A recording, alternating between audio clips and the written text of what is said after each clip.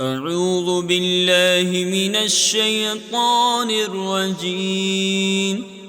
بسم الله الرحمن الرحيم.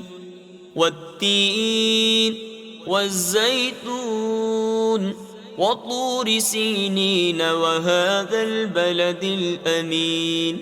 لقد خلقنا الإنسان في أحسن تقويم ثم رددناه أسفل سافلين إلا الذين آمنوا وعملوا الصالحات فلهم أجر غير ممنون.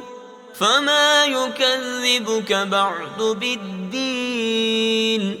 أليس الله بأحكم الحاكمين؟ صدق الله العظيم.